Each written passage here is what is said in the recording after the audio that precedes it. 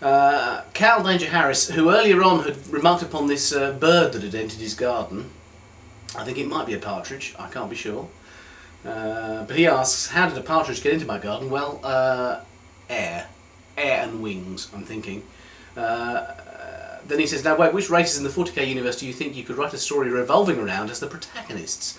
Are the Necron, Tyranids and Chaos Demons too impenetrable, for example? Are there any you'd quite like to have a go at writing on behalf of? As. Well, yes, they had an edict at the Black Library Towers for many years that you couldn't write a story from the point of view of any of the alien races because they were too alien for us to get our heads around, basically. People wanted to do it, people tried to do it, and it was always turned down. They just basically didn't want us to have a go at it. However, with Mike Lee, I've done Dark Elves, and that's pretty non-human.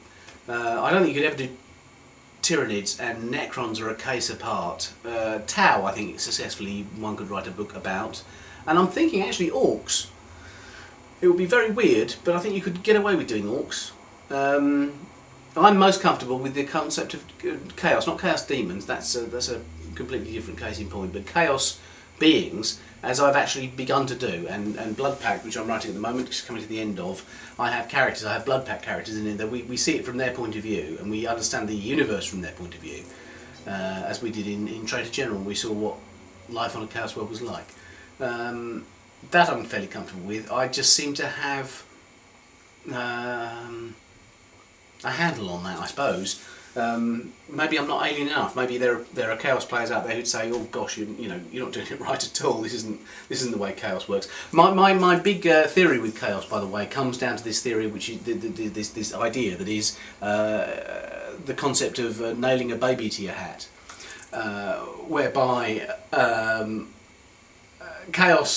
a chaos warrior, a chaos space marine, is this horrifying, blood-drenched, spiked monster who goes out about killing everybody on a daily basis, and he goes home to bed and he gets up the following morning and he kills and kills and kills and does all this kind of stuff. And it's like, he'd get up in the morning, the first thing he'd do is staple a baby to his hat, just because he's a horrible, horrible monster. And I'm going, well, no, if he did that, the entire structure of any kind of semblance of cultural society would disintegrate within a week. There's got to be more going on in Chaos, and with Chaos Space Marines, there's got to be more of ritual and relationship and structure in their worlds. That it's not just murder and mayhem for the sake of it. They must have rules and regulations. They must have something that guides them. Otherwise, it would be chaotic in the strictest sense of the word, the most literal sense of the word. That everything would disintegrate. So I believe, and that's what I've tried to portray in novels like Traitor General, is that chaos has a culture. It's anathema to us, and it's not the way we'd want to live, but it makes some kind of sense by their terms, and therefore it's an alternative way of life. They are our arch enemy, and we would sort of deal with them accordingly. But they don't just mindlessly get up from day one, first thing in the morning, staple a baby to their hat, go out killing, all time for bed. It just wouldn't work like that. I hope that answers your question, Cal, and I hope that partridge makes a nice life of it, or a nice dinner. Okay, Kevin asks, what about the Ravenant-Eisenhorn crossover you were thinking about and any news on Prospero Burns? Ravenant and Eisenhorn, that's going to happen as soon as I can possibly get it off the ground.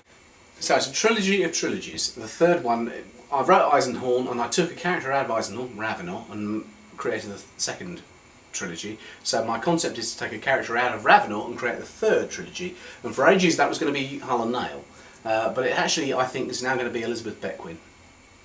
So the third trilogy will be called the Beckwin trilogy, and its unofficial subtitle is going to be Eisenhorn versus Ravenant. I think this is the way these three books of three will meet up and link up, and it's going to be catastrophic and huge and exciting, and I'm looking forward to doing it very much. In the meantime, and I'm hoping to get this finished probably early in spring, is a book called, at the moment it's either called A Walk in Dark Places or Thorn Wishes Talon, but basically it's a book of original, new, previously unpublished short stories about all the characters in the Eisenhorn and Ravenant books. So there'll be stories about Eisenhorn as a young man and Ravenor when he was still walking around, and then Cara swollen, Patience Kiss and all sorts of stuff like that. And there'll be a story from the point of view of a guy who is being interrogated by Eisenhorn and all this kind of stuff. It's just a kind of lovely lot of snapshots. One of the stories is the very last case of Tysus Endor. So minor characters being brought into the frame. It's a big sampler of all the stuff that I hadn't got room for in the existing works and what I'm going to go and do.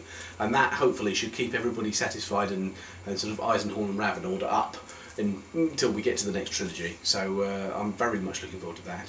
I've written 5 of those stories now. I've been sort of leafing them in between novels, and at some point I'm just going to sit down and just go, right, that's my job for the next 2 months, is to write these stories. It will include, and Zalax will be very pleased to know this, the story about what happened to Nathan Inchabal on Elvira Cardinal, which is the great missing story in Eisenhorn, which gets referred to but never picked up on. Then we have Steve and Adam Duras in the Gaunt's Ghost series. Who is your personal favourite character, or do you love them all? Well, obviously I love them all. They're like children to me. They haunt me in the, no pun intended, but they haunt me in the strangest way, that every time I embark upon a new, no, indulge is probably the right word, but anyway, when I embark upon a new Gaunt novel, I get swept up in how many of them are so sort of concrete and solid in my head, even very minor characters. So you've got sort of the major ones like Rawn and Gaunt, obviously, and Collier and Val, but even the other ones, the sort of the lesser ones like Shocky Domor and I don't know, Beltane, and you know, all these people. They're very, very real to me, and it pains me enormously to do horrible things to them. I very seldom specifically pick one of them to do something nasty to. The only time I've ever done that was with Bragg, because I was making a point. After that, every single death that's happened in the Gaunt books have happened because that's where the story's taken me.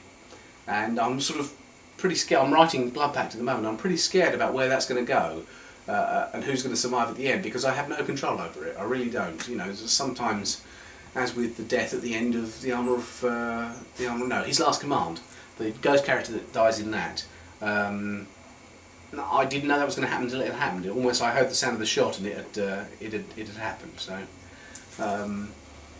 I'm very fond of them. Who am I most fond of? I don't know. That's very difficult. I always say I like Rawn very much because he's such a cool character, but I'm very fond of Val because he's very, very funny indeed. He makes me laugh. Bandar because he's so sort of upright and proper. Tona Creed because she's extremely cool, and you know, there's so many. Now we're upstairs. It's after dinner. Wearing my special 40k t-shirt that says, well, I'm sure you can read it.